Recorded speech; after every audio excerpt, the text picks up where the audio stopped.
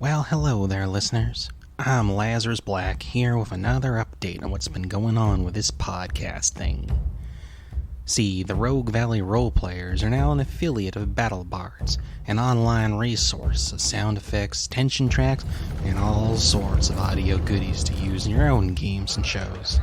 Just head on over to battlebards.com and check them out. And if you like what you see, be sure to sign up for a Prime membership. And don't forget to use our promo code, RVRPodcast, when you do. Be seeing y'all.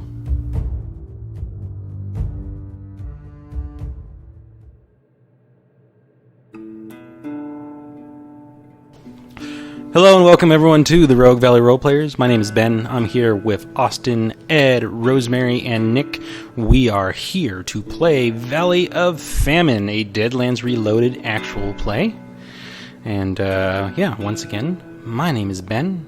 I am the Marshal. I am running the shindig tonight, and in fact, there is going to be a shindig tonight.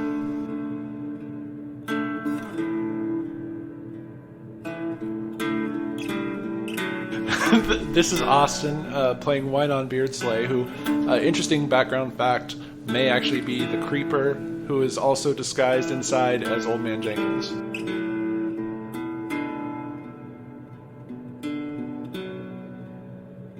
I'm Ed, and I'm playing Daisy Gilmore, but people call her Railin Daisy because she's gone off the rails on a crazy train, and she's probably going to be digging into someone's shins today, so that's going to get kind of weird and creepy and gross.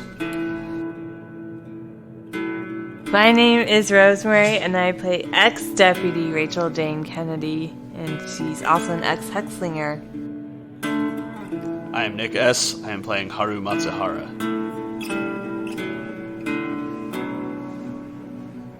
Is he a harrowed samurai? Because I always thought he was a harrowed samurai. He is a harrowed samurai. I'm going to keep that long pause in there. Is he a hairless harrowed samurai? No. Not yet. But if someone were to shave him while he's passed out and dead, the hair wouldn't grow back. Wait, really? Yeah. Oh, shit. Does that mean he doesn't have to get haircuts anymore? That's true. That's really nice. I'm kind of jealous. That's a really nice, unexpected perk of being dead. I mean, the demon inside is kind of a downer. Yeah, but I think that would be worth it. I have concerns. But I don't know. Alright, so when last we left off, the posse was getting ready for a couple of dinner parties that they had been invited to. And, I do believe Haru Matsuhara, or Matsuhara Haru, said properly, was, getting a visit from a whiskey's already getting into me. When we left off, I do believe Haru was getting a visit from a tailor to get fitted for some fancy schmancy clothes. Oh, yeah. So you open the door and there's a knocking on it, and why don't you describe the tailor for us? I know you described him last time at the end of the session, but I don't remember. Sure. He's a nice young man. He basically is wearing kind of like a white shirt that's neatly tucked into a pair of brown pants. He is wearing kind of like a little newsboy style cap. And he's got a pair of spectacles on and cleanly shaven. Looks neat. Haru has got up to his upper chest area and over the shoulder, kind of wrapped in bandages. He never takes it off unless he's changing them. And, otherwise, he's got his undergarments on. We need to make this quick. Get your measurements and get out. Of course, sir. We'll make it just as quick as you like. Would you lift your arm for me? I've got to take some measurements. Lifts his arm. Oh, that's a nasty wound you've got there. Yes, quite.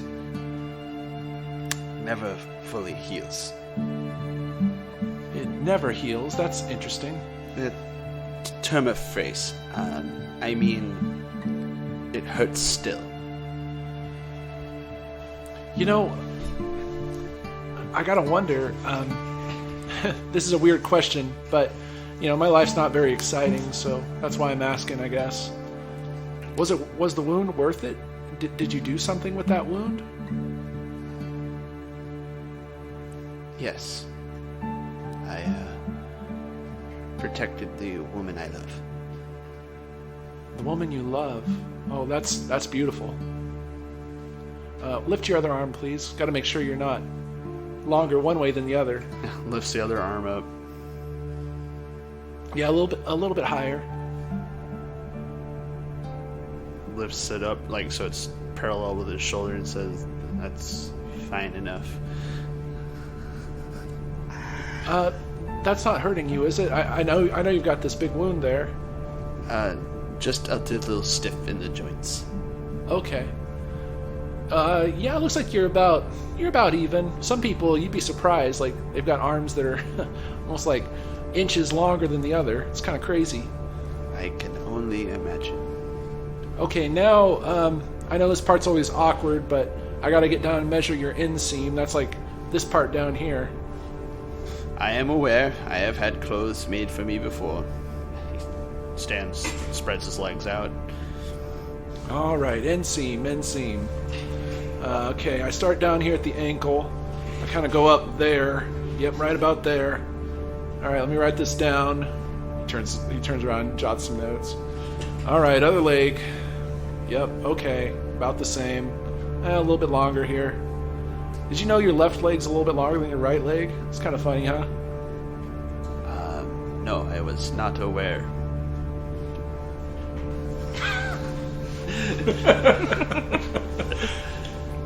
Go ahead and make a notice roll. Sure. I'm not gonna apply the usual -2 since you're like having to touch them and stuff. Intimately. Armpits up in his face. Yeah.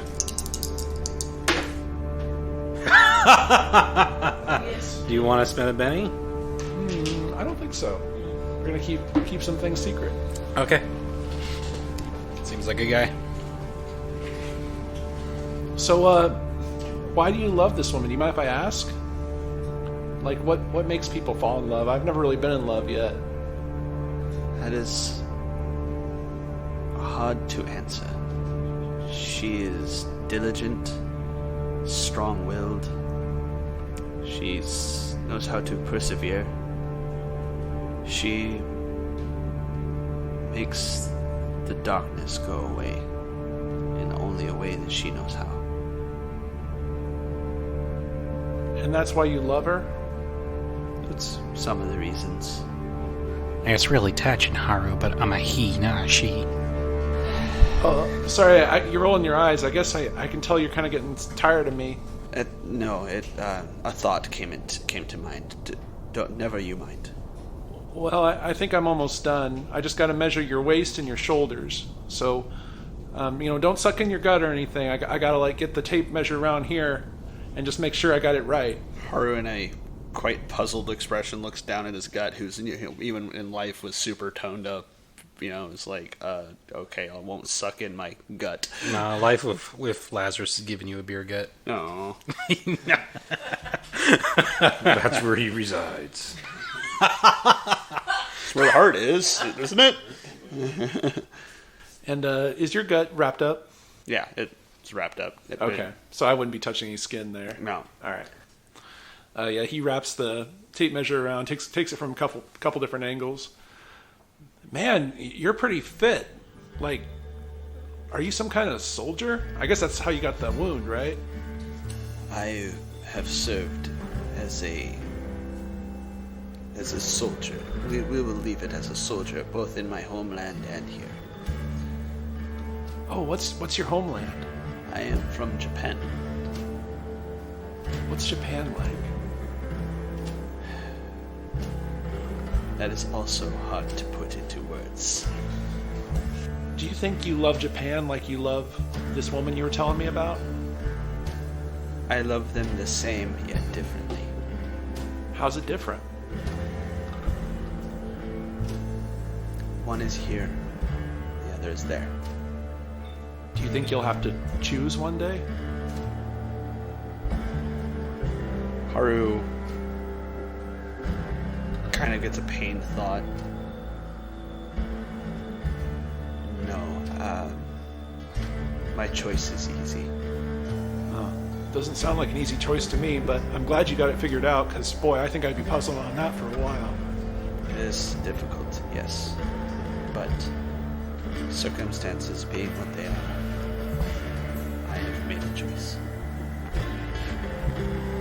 That's a grim thing to say. I hope you do better, man.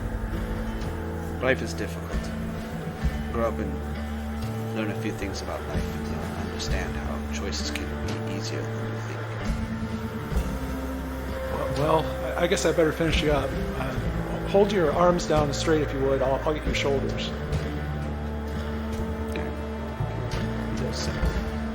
Right, he wraps it around and takes the last measurement. You know, I think I've got a suit that'll fit you already, but maybe how much you got to pay for this? We can make you one special if you want. Maybe impress your lady friend. Yeah, describe the outfit you want him to make. I think it's just a really fancy, well-made suit. It's got like silk and other, and I'm not really good at describing clothes.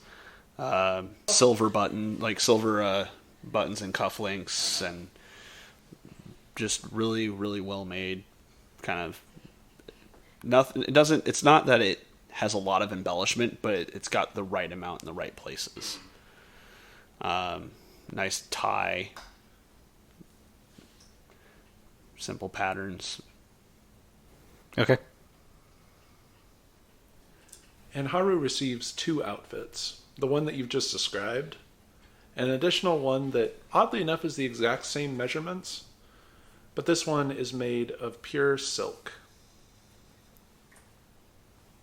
And I will pay whatever amount of money Wynon needs to pay to make that happen. Okay.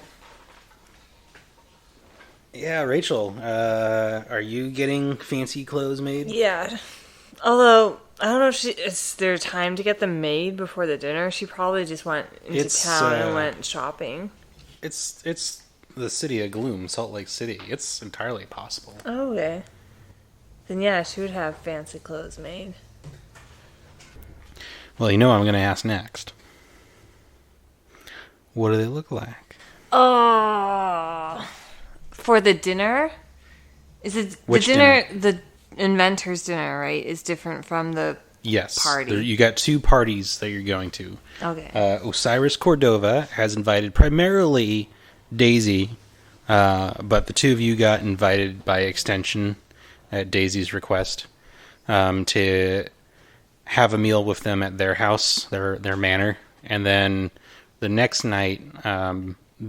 The Ottoman ambassador, Ishmael, has asked you to attend. Well, really, actually, his bodyguard, Reese, has asked you to attend and keep an eye out for more assassination attempts. I think for the dinner, what she'll be wearing is... Maybe she goes and gets, like, this new pair of, like, nice leather boots, like, black leather, that go up to her, like, calves. And then she has these nice black pants with silver buttons. And then kind of out of character for her a bit, but since it's this dinner party, she actually has this black shirt that has this small pattern on it of silver flowers. Okay. And then a silver vest to go over that shirt. Okay. And then she might even have like some sort of like silver necklace that she's wearing. Okay. And her like I think I had her buy a new hat at some point, so she'd have her new hat. Okay. I don't remember one way or the other. If she hadn't bought one, then she buys one. Then she That's buys fine. one. Yeah. How much money are you spending on this outfit? $50? $50, okay. Is that enough to That's cover fine. that? That's fine. $50 probably buys you a really nice suit in Old West money. Fancy suit in the book is $15. There you go. Daisy, what are you wearing for this little dinner party? Well, I am an inventor myself. And it's not, I am dressed in one of my nice suits, but in the Chinese fashion. Okay. Because I feel I'm representing Iron Dragon. As much of a sham it is, I still feel like, I am here. Well, I'm here with the Iron Dragon. Especially since this guy is the reason you were sent here to talk to in the first place. So it makes sense that you would play up the Iron Dragon aspect of it. Mm-hmm. I don't know if I want to bring some of my inventions along with me, though. Okay. I probably should. You can leave them behind. Nothing terrible could possibly happen. Nothing at all. I might bring, a little, pack just to keep my stuff, just, because I might want to show off. That's true. I have an idea for how I will get in. Okay. So Wynon has become aware of a particular armor plate that is being shown off at this event. Mm-hmm. That is supposed to be strapped to a mannequin and fired at with live ammunition. Okay. He is going to be that mannequin.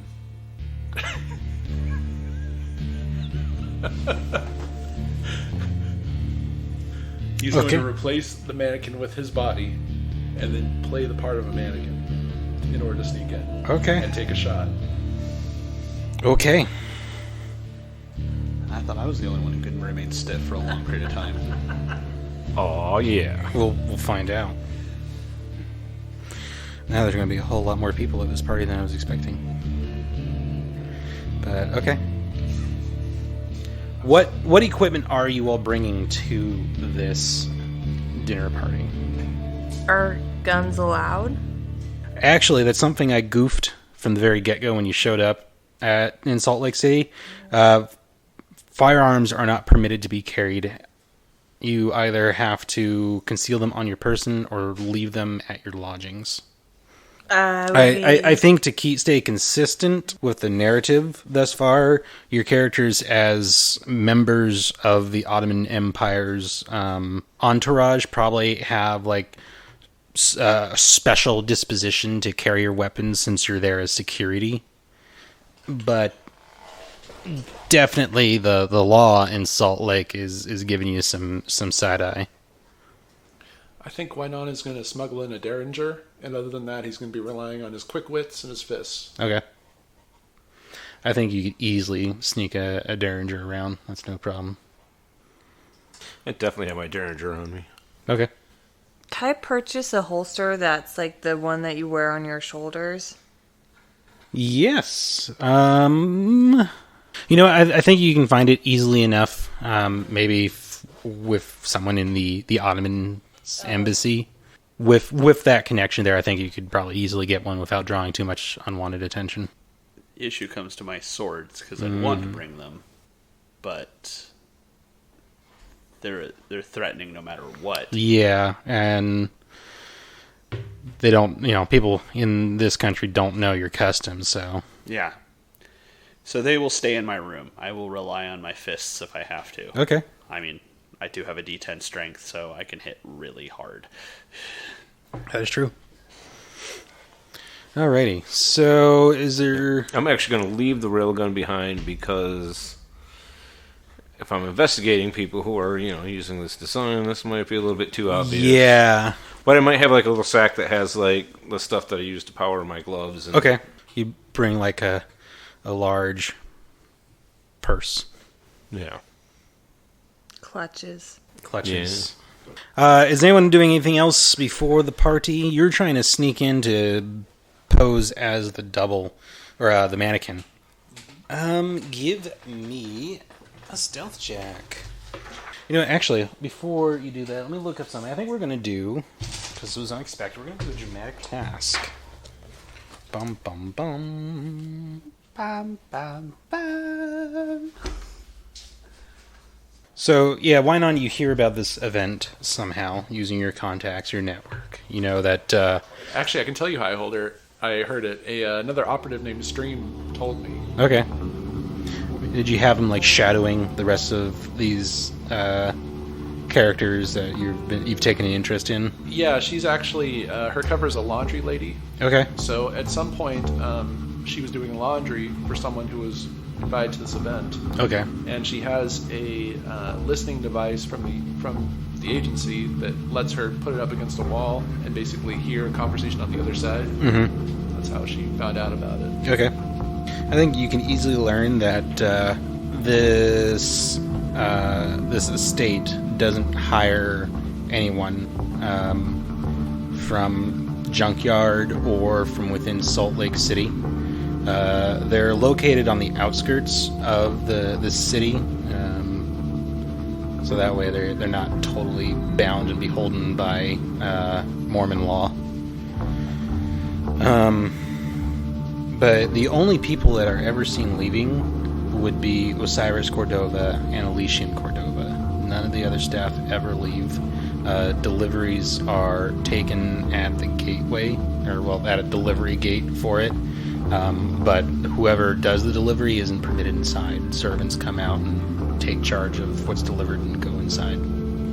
It's a little bit like Wonka's factory. No one ever comes in, no one ever goes out, except for Osiris and Elysian. Okay. So how are you going to get in? So I have another operative in town called Dogcatcher, Okay. whose cover is that he is a chair maker. Okay. So, as part of delivering the chair that this estate has ordered, Mm-hmm. he is going to make the swap between the mannequin and Wynon. Okay. All right. Sounds like a performance check. Actually, you gotta pretend to be a mannequin. Oh boy! You know what I don't have? Oh no! Even a little bit. I have lots of persuasion. I have a disguise kit, but I don't have any performance at all. Here, hold on. Before you roll, check here. All right. I'm gonna say this is gonna be a challenging dramatic task, so you need to get 4 task tokens rather, in 3 rounds. Okay. So, I'm going to deal an action card. And it is not a club. So you've got that going for you. Alright. So go ahead and make the performance check. This is try to convince whoever's delivering it that you're just a mannequin. Does my disguise kit help at all, or is it really just I need to stay still? I think it's really you just need to stay still. Okay. Well, he's feeling kind of wiggly today. Okay. Let's see how it goes. Oh, blow that up. Oh, gosh. Okay, that was actually a raise. That believe it was or a not. raise. So that's Lucky. 2 tokens. I don't have anything to track them with, but you've got 2 successes. You only need 2 more. So, they do the swap. You sneak in. You replace the mannequin, and you're sitting there in this chair, pretending to be a mannequin. And they come and they pick you up and they put you in a steam cart, and they cart you off to this mannequin. And then you get there, and some of the guys are commenting like, "Wow, this mannequin is really, really realistic looking. I'm almost convinced." And then it comes to a stop, and you're pretty much your angle of view is pretty fixed because you can't swivel head, and it's not covered enough that you could. Well, I guess actually it's probably covered. So I'm picturing he's got like one of those kind of sackcloth faces that are kind of stitched on there. yeah, okay, yeah, that makes sense. And the cart gets to the estate, comes to a stop, and you hear just the delivery guys talking. They're like, "Oh, hey, we got a delivery for you," and there's no response. And they kind of, it's like, okay, we'll just unload it here then, maybe.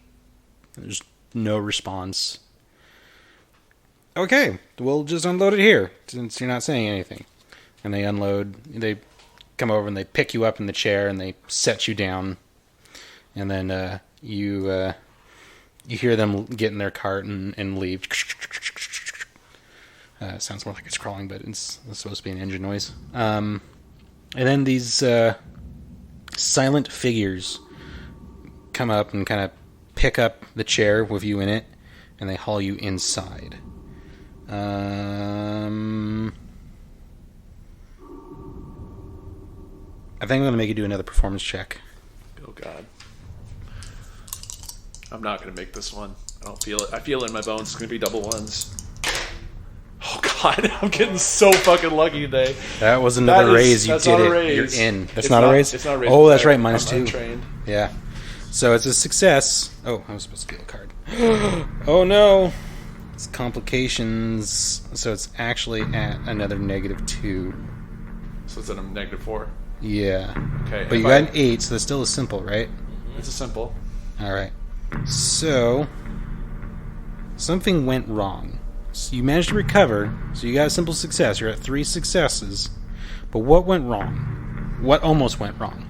I think that when these silent figures were carrying him, they weren't being very gentle. Mm-hmm. And they, like, knocked his head directly to the top So they, of like, the door lifted frame. you too high up and just beamed your head against the... Yeah, and they hit it, like, really hard. Like, you would hit, like, any non-living object. Uh-huh.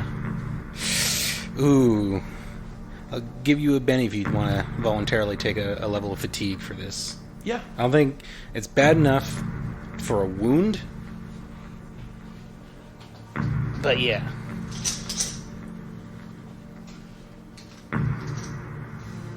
Ooh, blue Benny. That was a pretty good trade. Yeah. Alright, so now I think the last test here to complete the dramatic test. Let's see what card you get first. I'll remember to deal it. It's not a clubs.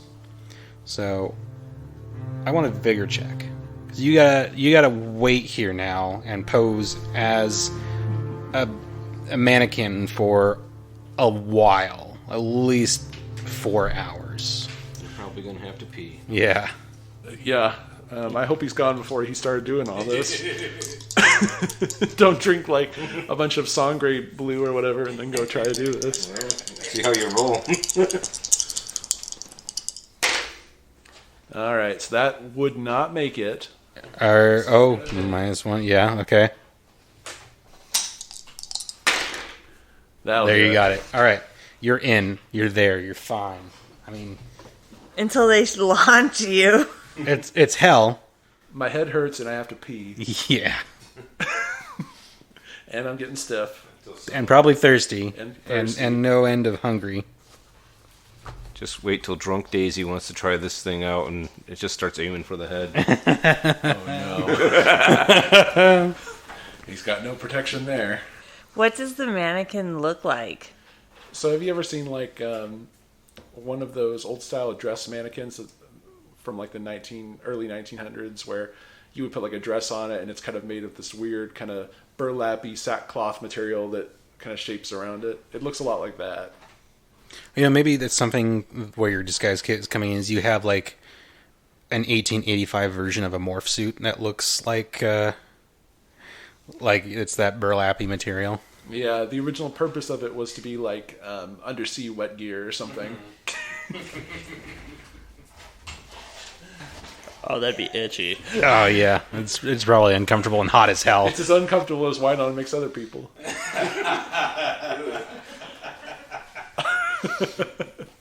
Okay, so what are the rest of you doing? The rest of the day, anything, or you want to go straight to the party?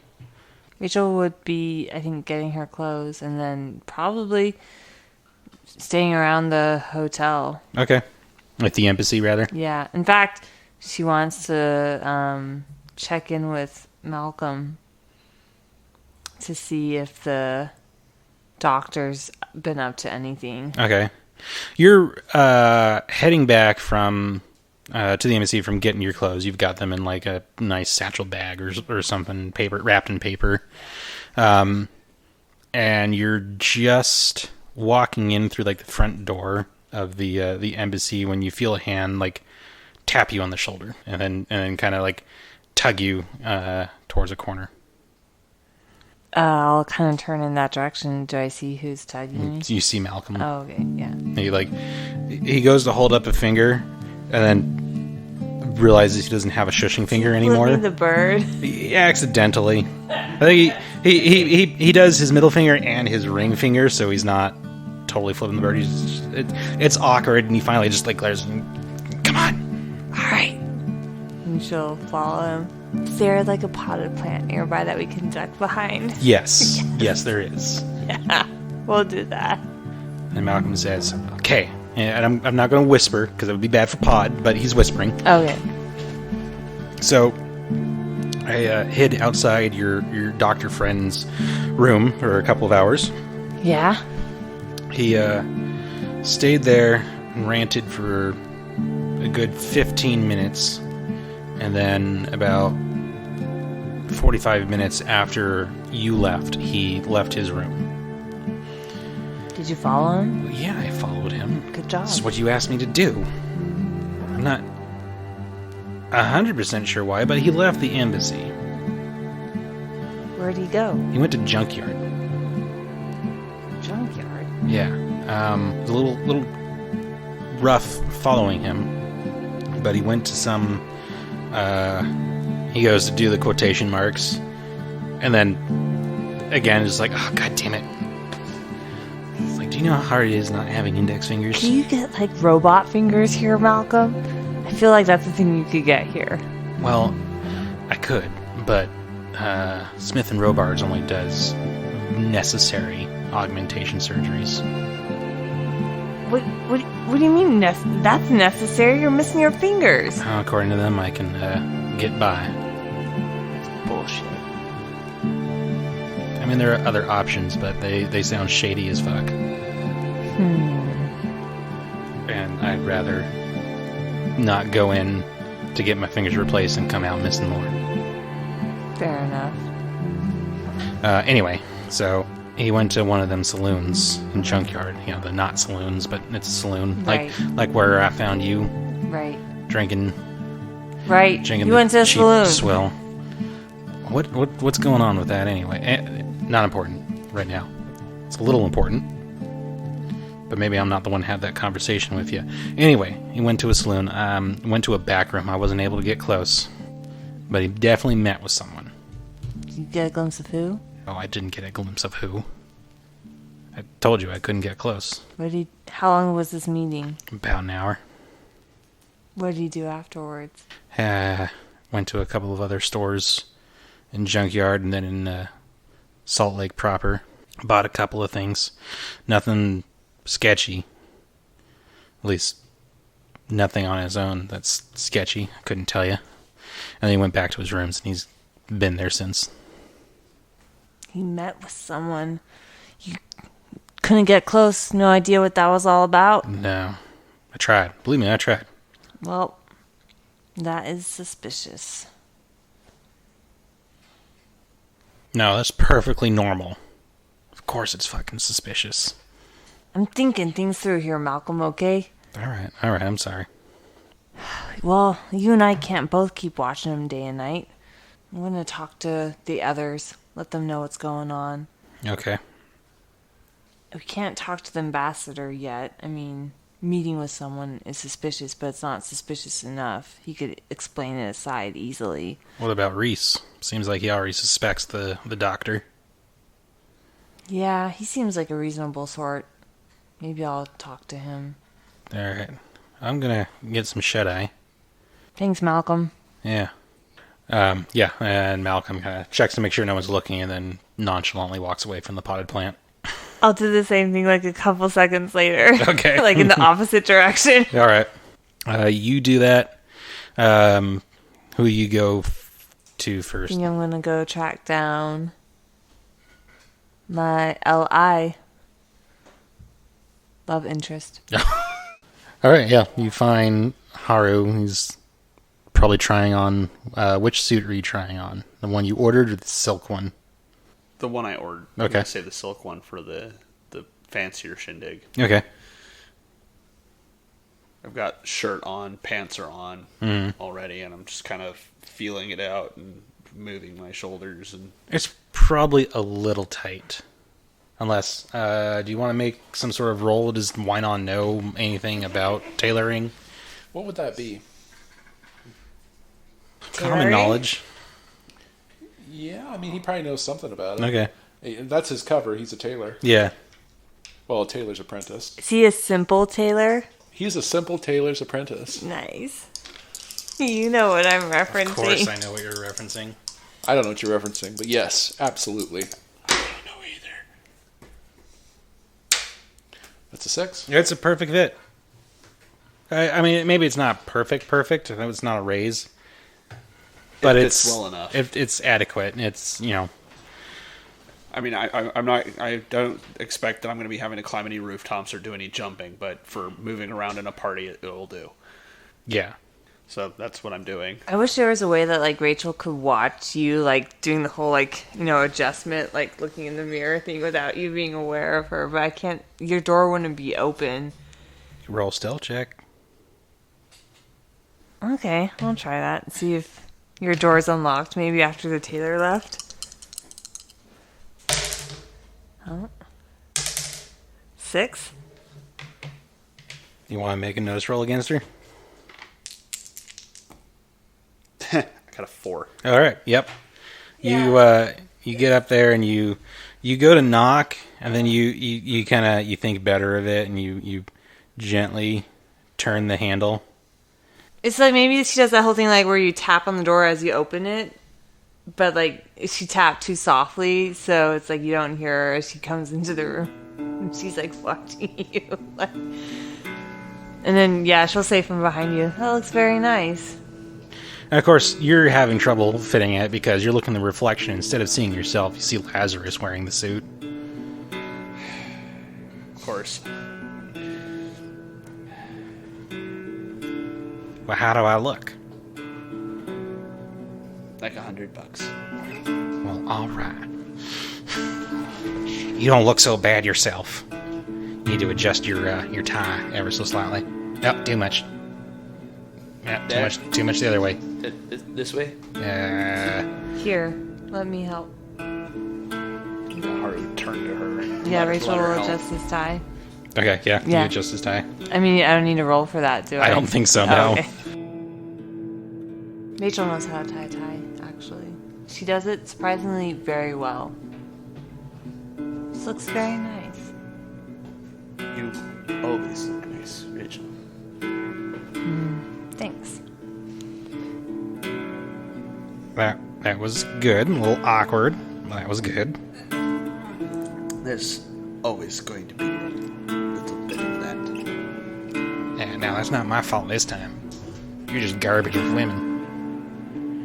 Are you ready for the party? She's like lingering on your tie, probably too. Like after she ties it, like her hand probably lingers there, and then as you say that, He would put his hand on your hand. Roll Dominion. No, I'm joking. I was reaching down to grab the dice, going. Any moment of brevity. You ready to go to the dinner? would she have had time to change before she'd come to his room? I don't think so. Okay, so she's like holding a package in her hand, and she's like, in a little bit I'll have to go change. I wanted to speak to you about something first. Very well. Malcolm and I have been keeping an eye on that doctor whose name escapes me. Dr. Apollo. I can't remember his last name. There's a bit of pain in Haru's eyes at the mentioning of you spending more time with Malcolm. Oh, no. It's a living, breathing man. It is true. Rachel does not notice this, I'm going to say. She's like focused on like we were tracking this doctor down. Like I'm going to talk about this, and she's not noticing like Haru's reaction. It was like a cocked eyebrow, and then go on. Well, we followed him back to his room, and then, I had to leave. But I asked Malcolm if he would keep an eye on the doctor, and he did. Probably a good idea. That doctor is not trustworthy. Malcolm said he went to some sort of saloon and met with someone for about an hour. He couldn't see who, though. Couldn't hear what they were talking about. What does an ambassador's doctor have business meeting somebody here, especially at some saloon? That's my thoughts. We don't have any concrete proof, but I wanted to talk to Reese. Let him know what's going on. I'd be careful. Reese may not trust the doctor as much as we do, but he is the ambassador's appointed doctor. We may need more evidence. Alright, well, I can ask Malcolm if he's willing to keep following him around. Discreetly, of course. If you feel it is in the best interest of our being here to have Malcolm help us further, I trust your judgment. I mean, before he shot me and drugged me out into the woods and kidnapped me, Malcolm, I considered him a friend.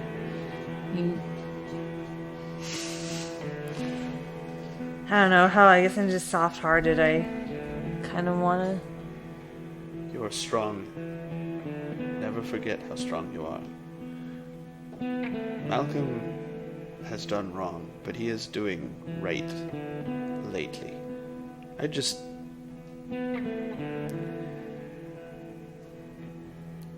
I'm worried for you. Well, there's nothing to worry about. She says that kind of, rubbing at her face. Anyways, I probably should go get changed. I will wait for you. She'll, kind of reach out hesitantly and then withdraw her hand back in and... I'll see you in a little bit, Haru. Daisy, you got anything you want to do, or... Not really. No. All right, so we'll go straight to the party. We won't make Wynon sit there any longer than necessary. Aw. Rachel gets to the party and goes, "Oh crap, I forgot my gun at the hotel," and she's got to turn around and go back. Wynon, you're trying to take in your scene. It's a little hard because it's dark. You're not in a very well lit area.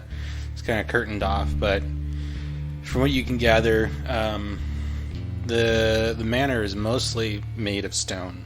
There's a lot of columns that you can vaguely see. You can't really. I think it's too dark to pick up on any colors. The servants, you were trying to hold super still, but you couldn't catch any facial expressions. They were wearing gloves when they were holding the chair and moving you around. But yeah, you couldn't see their faces or anything. It was a little blurry. I'd like to think that he almost got a look at one of their faces, and then that's when he got whacked really hard. Yeah. Well, it looks like maybe they're wearing masks. Oh, okay. And they're the whole time, with no conversation, no whispers, no nothing. They just moved in total silence. And that's what you're seeing. Did he notice any strange smells or sounds? Smell. It's definitely not strange. Aside from the silence, would be what I would qualify as a strange sound. Essentially, is they set you down here, and there's no sounds. They move so softly, so methodically that you don't even hear footsteps, and you don't hear anything around you. So you're sitting here for hours, just in deafening silence. Smells. There's also kind of a lack of smell. I imagine the Old West people, even with perfumes, didn't smell too great. There's no body odor that you smell off these guys. Inside the manor, it's a little dusty. You can smell. I wouldn't say dusty. It's not dusty. It's very immaculate, actually. I take that back. I take that all back. You can smell some cooking smells, food smells, which probably doesn't help your situation because it smells pretty good. But definitely you don't smell any body odor from these servants. So my last question before I kind of let things move on. Wynon's going to examine the stonework of this building for a moment. Does he notice anything unusual about it? Like, is it made of an unusual stone? It's polished marble. It's spendy. Yes, very spendy. I'll say your vision's not blurred through this morph suit thing, so what you gather from what little you see is that the colors are mainly black and gold throughout this whole house. There's the columns are alabaster stone.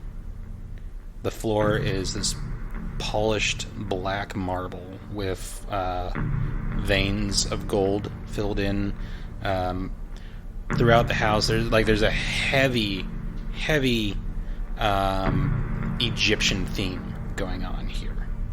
There's a lot of statues. There's a lot of like jars and urns all throughout the house. It's very tastefully decorated, but definitely, whoever owns this house is super into Egypt. With a name like Osiris, you wouldn't really be super surprised by. As he thinks about the fact that the building is made of marble and the floors are made of marble, a slight amount of horror just kind of grips him in the heart as he realizes that the things, whatever carried him here, was making no sound walking on marble. Yeah. And that seems impossible. Yeah. And the servants, they're all dressed in very immaculate black suits, gold highlights, probably black gloves over their hands, and they were wearing jackal masks.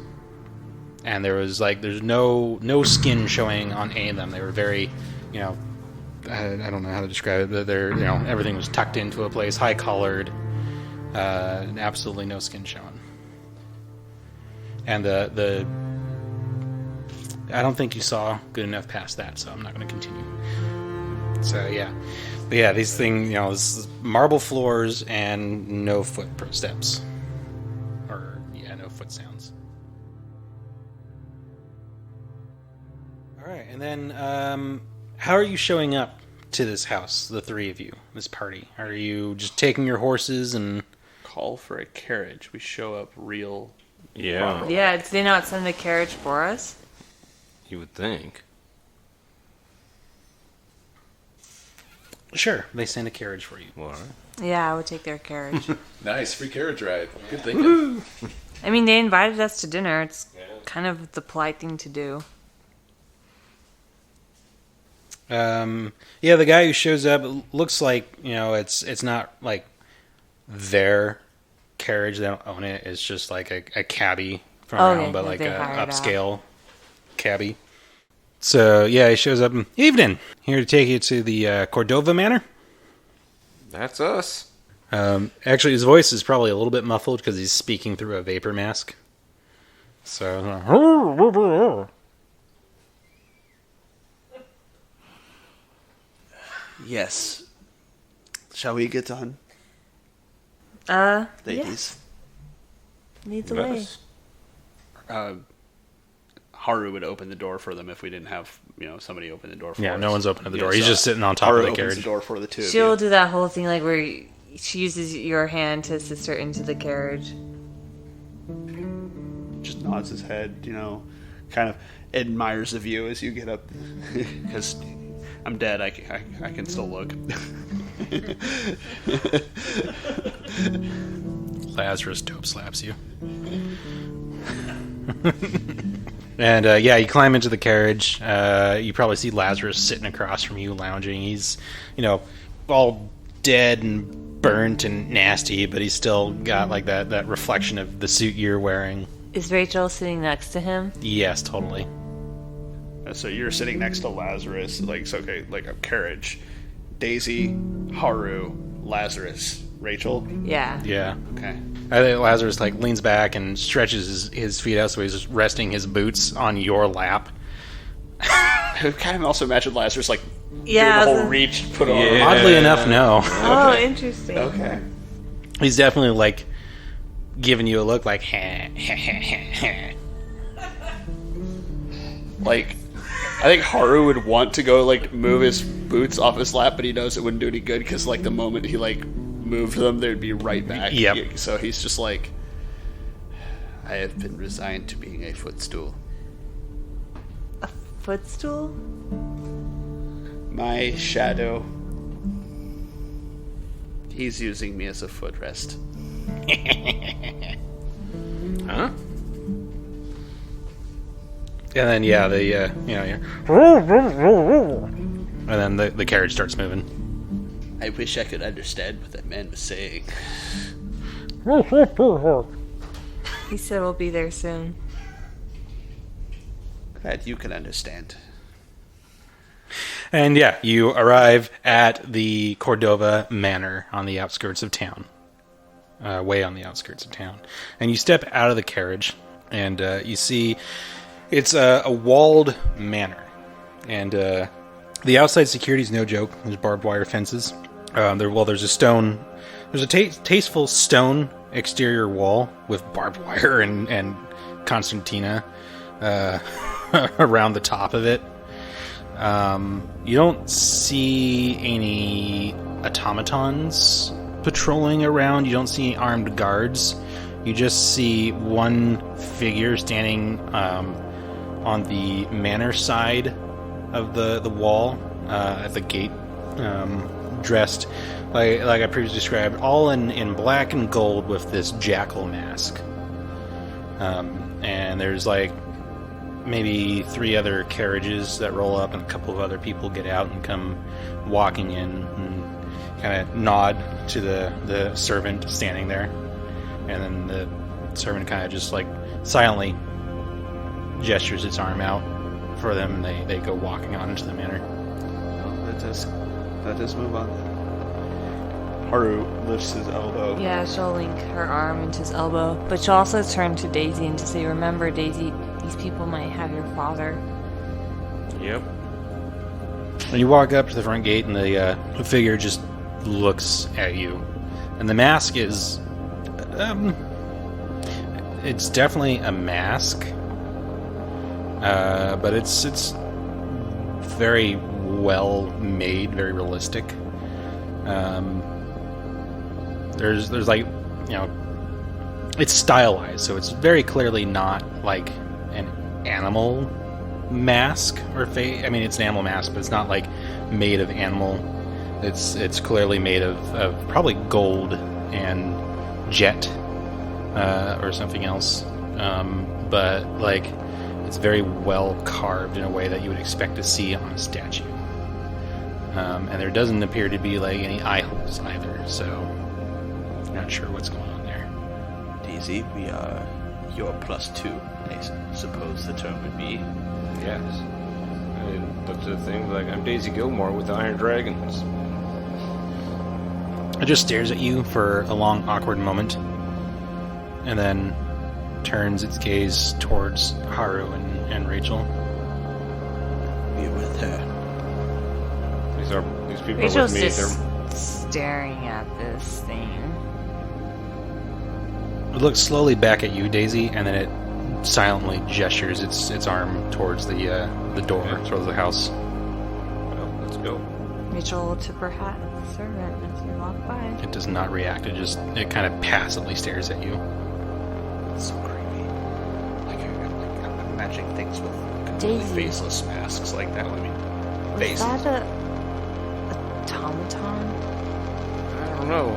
It looked kind of weird. Maybe it's just a fancy kind of mask. I mean, was it unnaturally still? Because It was like, unnaturally silent. I don't think it was like, standing there still as a statue and then Okay. like slowly. It was just because humans we move. yeah. It was definitely holding the person. Should stop referring to them as it's. The person was definitely a little bit of wiggle, but they were definitely holding themselves like at attention, Oh, okay. like they were a trained soldier or a trained English butler or whatever. Yeah, so maybe it's just people with really cool masks. Can I get any sense for like what if it's some kind of like cool technology or something? Like what would... I don't think so, because usually all the automatons you've ever seen, there's usually like a clink, clink, clink, clink, clink. Yeah. They're either clockwork or they're ghost rock driven. So there's usually, steam or gears involved, and you didn't hear anything that's consistent with that. I just think they're really good mask creators, and yeah, they make... It could be People a are very, very stylized vapor mask. Okay. They are disciplined. We should respect their resolve and continue on. We are here not to admire the stoicism of the servants, but to find Daisy's father. Yep. Quick flashback to, or cut scene to, whatever your name is. Wynon sitting there just like, oh my god, I have to pee. And then we cut back to the... Yeah, Rachel will walk on in on Haru's arm. Are you the first one? Oh, you're walking side by side. Yeah. You get into the house, and it's, you see the alabaster stone pillars and the marble steps and floor, and it's just an overwhelming Egyptian theme. Even if your characters aren't super familiar with it, like you've had enough exposure to whatever 1885 had. It's very tastefully decorated, but slated very heavily towards Egyptian style. There's these ornate urns and jars just placed all over the place. There's artwork, there's statuary. Kind of imagine sphinxes on the outside, like on the stairs even. Yeah, leading yeah. in, like, There's no sarcophaguses, so... Aww. It's probably a good thing. yeah, that would scream mummy attack. Yeah. You should ask Ben about that, in fact. But are there any other red flags? Well, describe for me what would be a red flag, and then I'll tell you no. Yeah, dead bodies, stuff like that. No. A big Yeah. book bound in black gold. Yeah. Oh, I've got one. Pharaohs whose eyes follow you as you walk past. No. Okay. There's nothing that's throwing up any red flags. If there is a big book bound in black and unidentifiable leather, it's not on display for guests to see. Is there like a case of live snakes in it? No. A lady in a coffin covered in herself in rats. No. A sand hourglass, but the sand is traveling up. Well, Oh, fuck. There's definitely an hourglass. I think the sand is drained down. someone in a burlap sack pretending to be a statue. There's definitely that. Okay, well, there's one red flag. Big red flag right there. Stone slabs covered in black velvet. No.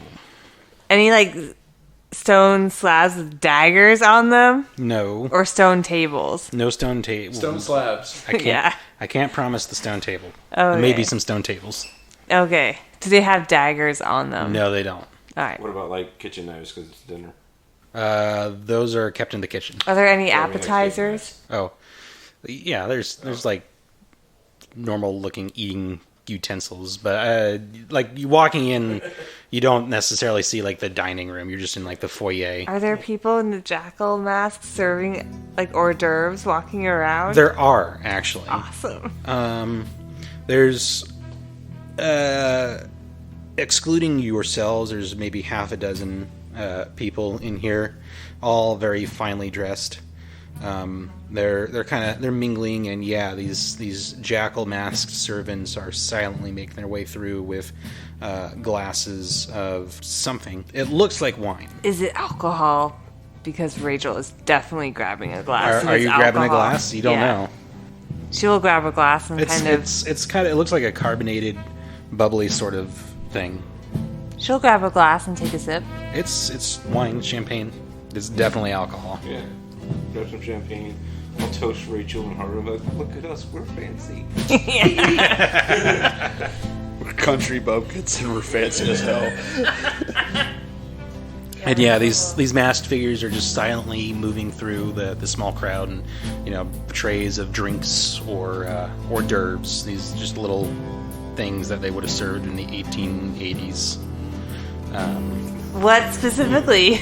No, don't ask me that. This I is don't have a fable book. important for Rachel to hear. They're little smokies. Little tiny hot dogs on a stick. All right. He's beans and bacon all on the Great. Suddenly, Daisy feels a lot more comfortable at this party. No, they're probably some sort of It might be like a roasted meat. Yeah, or vegetable even. Wrapped. They're roasted meats wrapped in grape leaves.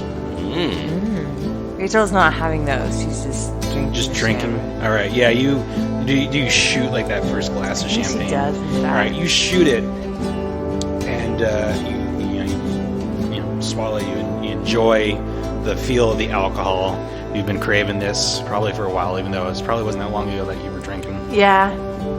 But still, it's fancy alcohol at a fancy party.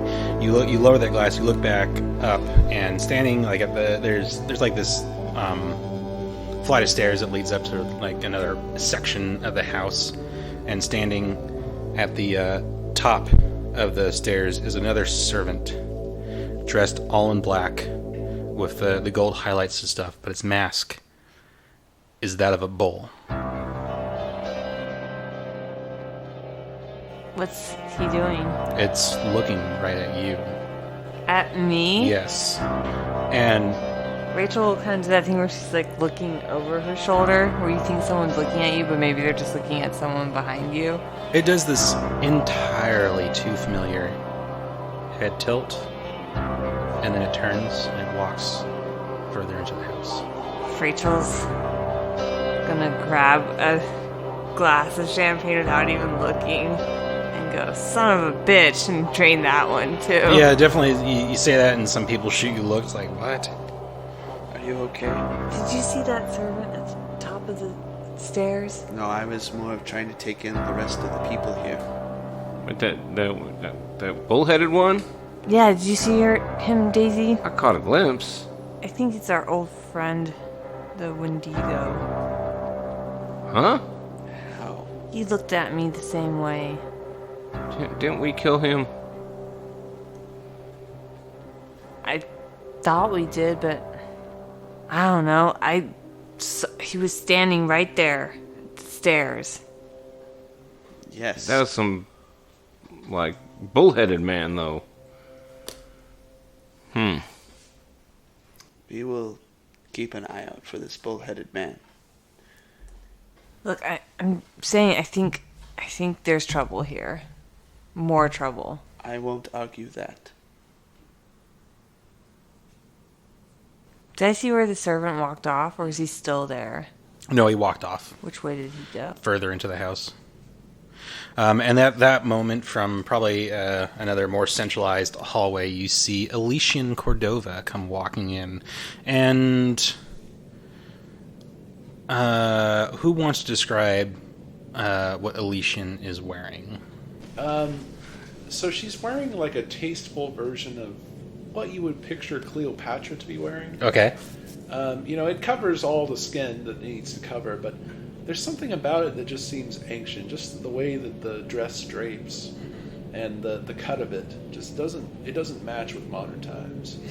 It's a little more primal. It shows a little too much skin.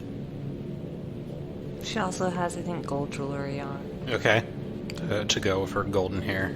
Yeah, like one of those necklaces that's like the ring of golden metal. A torque. Yeah. Is that what it's called? Yeah. It's more Celtic, but we can mix and match.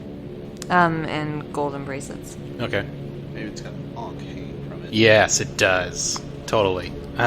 Friends, guests, please come this way. I'm so glad you are all able to come and attend.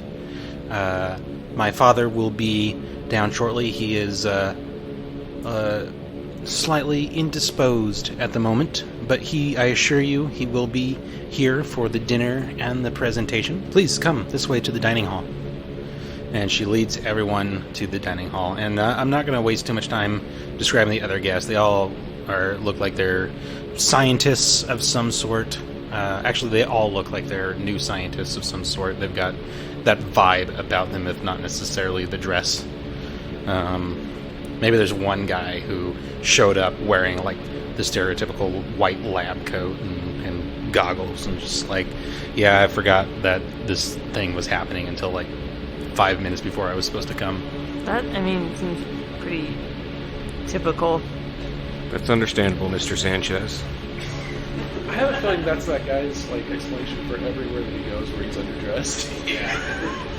Oh yeah, I just forgot this was happening. That's the reason. So you go to the dining hall, you go through more of this house, and the architecture is the same. There's servants everywhere, and they move silently. Do I see this bull servant again? No, you don't. At least not yet. You know, your footsteps are echoing off the marble floor. Elysian steps are echoing off the marble floor. But everywhere these servants go, there's just no sound. Do the feet look like they have anything padding the sound? No, they just look like they're wearing nice, dressy sort of shoes, like you would expect. Like flubber on the soles to keep it from making noise or anything? Maybe. You have no idea. The lighting is not... It's definitely mood lighting. And yeah, you get to the dining room, and it's this long obsidian table. That's not creepy. Not at all. It's We're polished... about to get sacrificed. Yep. Someone is. It's polished to a glassy finish, Yep, we're gonna get sacrificed. and there's bronze dinner plates set. There's more gold highlights on the bronze plates, but there's bronze plates set everywhere. And Elysian says, "Please sit, Ms. Gilmore. My father especially requested that you please sit here so that he may converse with you." Oh, excellent. We find our Thank you. seats. I'm honored. Yeah, I'm gonna sit by Daisy. Give me a persuasion roll, because that's not your assigned seat. There's no way I'm not sitting by Daisy.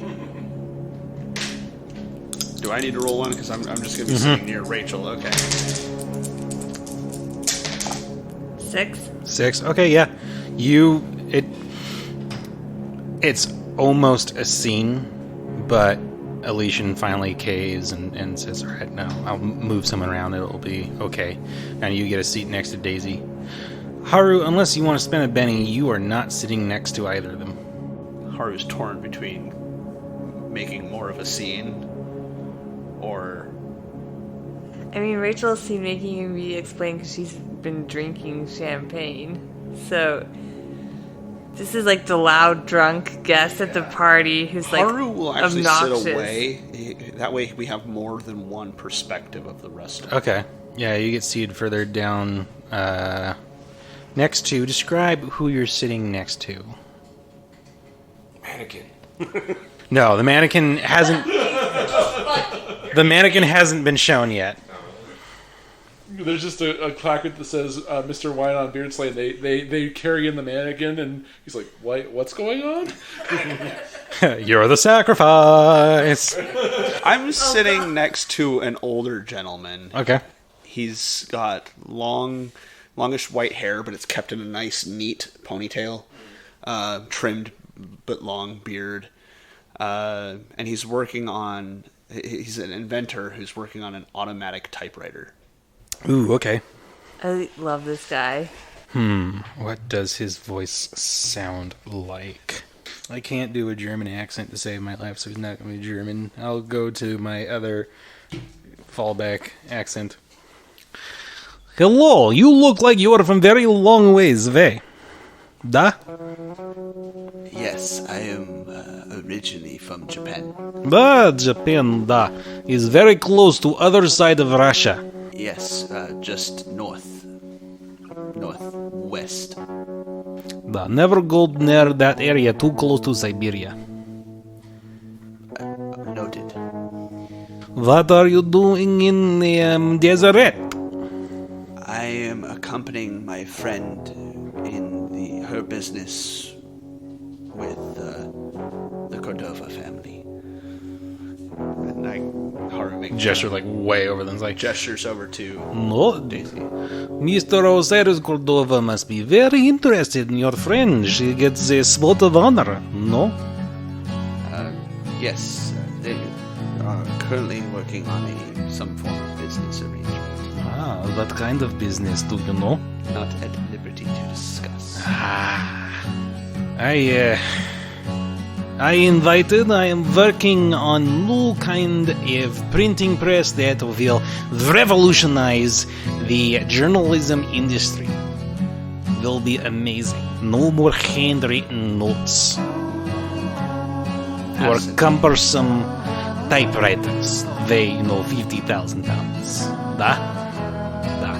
Czars back home, they not like any sort of revolutionizing the newspaper. They say, no, must be no news. No news but what the state says to print.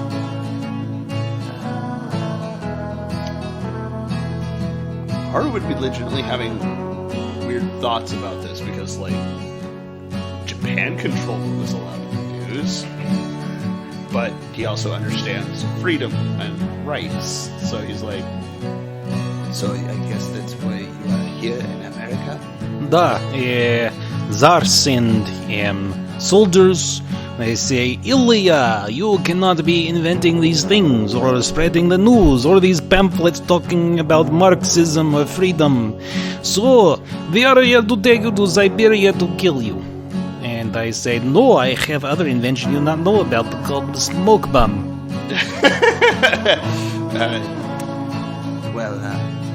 Not to be rude, but it's the Chinese who invented smoke bomb. No, I invent special kind of smoke bomb. You added to the smoke bomb? Da. No, I not invent the smoke bomb. It's been around for thousands of years. I invent special kind. Oh, okay. It allows me to escape with my life and my notes and maybe incinerated half a block of Moscow. So a firebomb. Нет, smoke bomb was intention.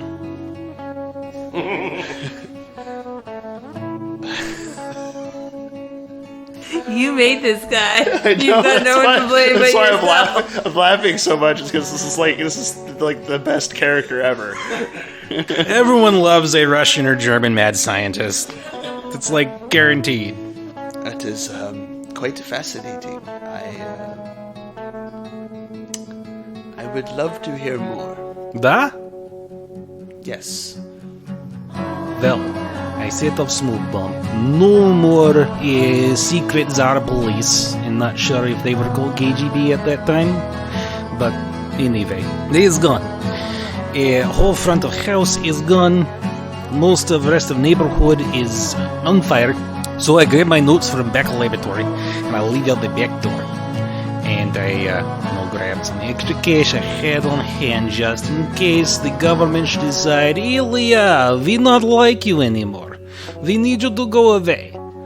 And I say, no, I not go away in that way. Not the way you want. I leave for America. So I leave for America. Worked out great so far. I find out, hey, there's this place called Deseret. There's lots of new science and education and stuff like that. So I go there. I get lab. I work for Hellstrom little bit. He feel little bit like Tsar does about expression of journalism and word. So I sign up with Epitaph. I repair their equipment, they pay me, they give me license to do inventions with typewriter. It's working out. Great. Well, that's good for you. And I think I've nearly perfected smoke bomb. I would not like a demonstration, just in case. Yet I did not bring. Good. That sounds wise. Da. But I did bring automated note taker. It's slightly different from my main focus in typewriters, but I think it will, once I get it miniaturized a little bit better, it will be the new future for note taking. Da. Want for to see? Sure. Yes, totally. excellent. One of you who took my invention, yes, you please. A jackal-faced servant comes walking up. The device I brought, please wheel over here. Perfect. And the servant walks away and comes back with what looks like a phonograph. It's just this big like speaker thing, but instead of like the record player section should be, there's like a bunch of needle like things, and the scientist Ilya, tinkers with it for a second, and then flips a switch. And, okay, go ahead, talk into it. I am Haru. No, little closer. I am Haru Matsuhara. Little closer. Get face right into phonograph. I am Haru Matsuhara. I was born in a small village in Japan.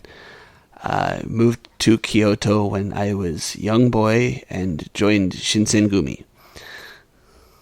And this thing starts clicking to life. You see some gears rotating and working, and then the needle-like things jab down to the sides and dip into what looks like some ink pots that are there, and they start scribbling onto a pad of paper that's there, and it starts rolling the paper forward.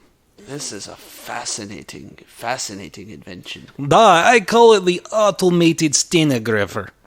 It is like Haru Whoosh for name-wise, but that's a good name for it. He doesn't want to insult. He's just it's interesting, all around interesting. I just have to make it a little bit smaller. I'm also thinking of making a manual version that one can print on or type on. That would be most interesting to see. And right as you say this, like there's suddenly a zzz, and then this phonograph just like catches on fire. Grabs like a napkin and starts like putting it out. No, you'll make it worse. Hold on a second. Here, he flips it off, and he reaches under and pulls out what looks like a fire extinguisher and just... And I didn't want to make a scene asking to sit near my friends. It's a very interesting machine. It is. Ilya, you said? Ilya. Something or other, Devich. It's good to meet you, and a fine invention if you can work out all the kinks. I just want to clarify, that was his real name. Yes. Just so people aren't confused. Yeah, it's something or other, Devich. There you go. This is the most terrifying typewriter ever. Some of the What color was the ink? it was black. Okay, that's not that terrifying. You called it the skinograph. Stenograph. Oh, it's still terrifying.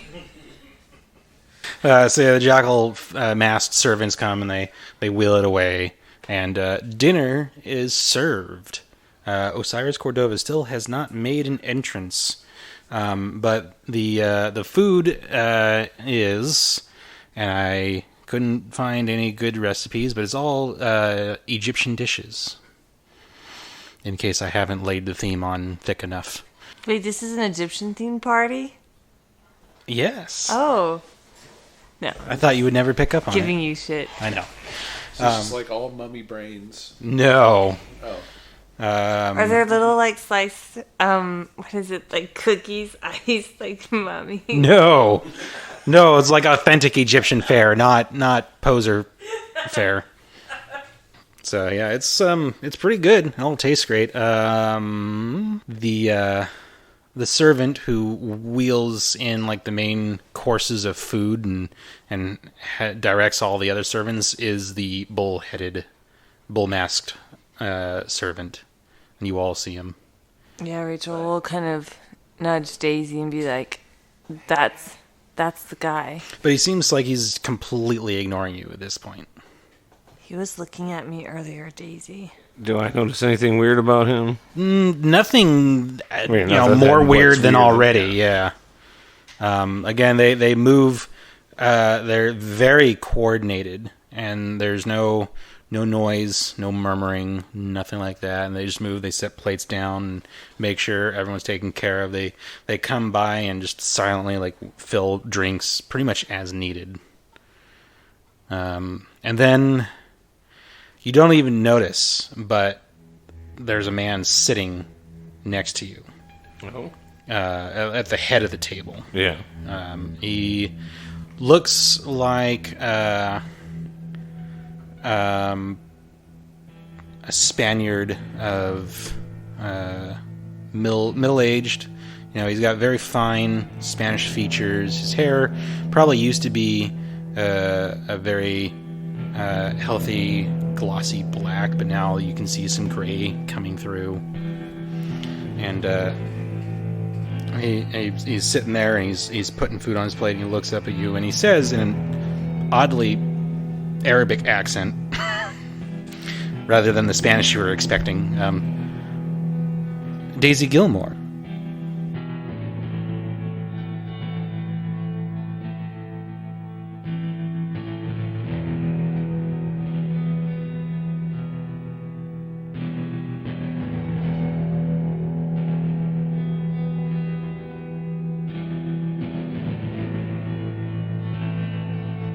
Deadlands and Savage Worlds are the property of Pinnacle Entertainment Group. All content is used unofficially under the Savage Media Network license.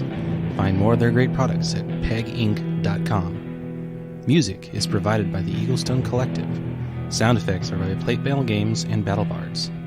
Aircraft effects were provided by soundjade.com. You can find links to all of the above in the show notes. Thank you for tuning in, listeners. I hope you enjoyed the episode and that you'll join us again. Have a wonderful whatever time of day it is for you, and I'll catch you next time.